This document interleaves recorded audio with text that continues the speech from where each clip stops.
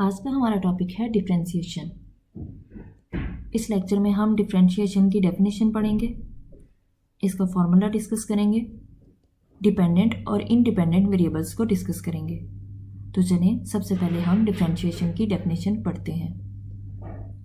Differentiation क्या है? किसी भी फंक्शन का डेरिवेटिव लेने का तरीका डिफरेंशिएशन कहलाता है।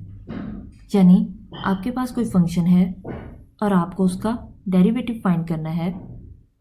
अब ये डेरिवेटिव आप जिस तरीके से लेंगे उसको डिफरेंशिएशन कहते हैं। आप इसे ऐसे भी समझ सकते हैं कि डिपेंडेंट वेरिएबल में इंडिपेंडेंट वेरिएबल की वजह से जो चेंज आता है उसको हम डिफरेंशिएशन कहते हैं।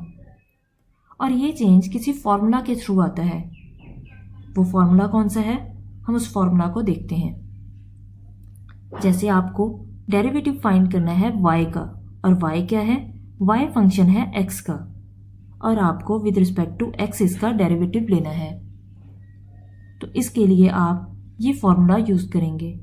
इस फॉर्मूला में डेल्टा x क्या है? डेल्टा x चेंज है, जिसको हमने डेफिनेशन में डिस्कस किया था।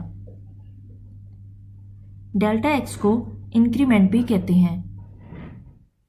अब हम डेफिनेशंस पढ़ते हैं डिपेंडेंट और इंडिपेंडेंट वेरिएबल्स की। डिपेंडेंट वेरिएबल कौन सा होता है? ऐसा वेरिएबल जो किसी दूसरे वेरिएबल में चेंज की वजह से बदले डिपेंडेंट वेरिएबल कहलाता है। इंडिपेंडेंट वेरिएबल इसके ऑपोजिट है, यानी ऐसा वेरिएबल जो किसी दूसरे वेरिएबल में चेंज की वजह से ना बदले इंडिपेंडेंट वेरिएबल कहलाता है।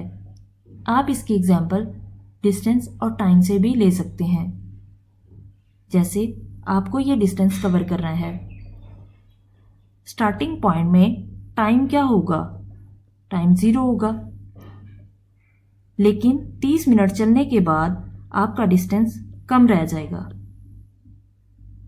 और मज़ीद 40 मिनट अगर आप चलेंगे तो उसके बाद आपका डिस्टेंस ये और कम रह जाएगा। आप जैसे जैसे टाइम बढ़ाते जाएंगे आपका डिस्टेंस कम रहता जाएगा।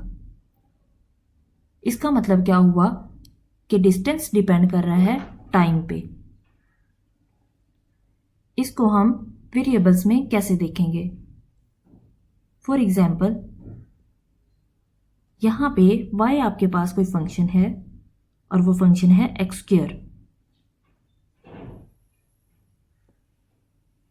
इसको हम ऐसे देखते हैं, y की वैल्यू आपके पास है x²।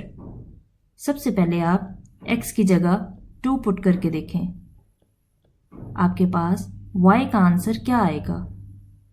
y का आंसर आपके पास 4 आएगा। फिर आपके x की जगह 3 पुट करके देखें। आपके पास वैल्यू क्या आएगी y की? 9। इसी तरह से आप x की जगह 4 पुट करके देखें, आंसर आया 16। आपने एक बात नोटिस की कि हम सिर्फ x की वैल्यू चेंज कर रहे हैं और y की वैल्यू खुद ब खुद ही चेंज हो रही है। इसका मतलब क्या हुआ? y डिपेंड कर रहा है x पे।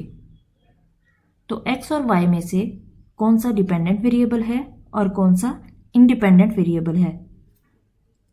y आपके पास डिपेंडेंट वेरिएबल है और x आपके पास इंडिपेंडेंट वेरिएबल है।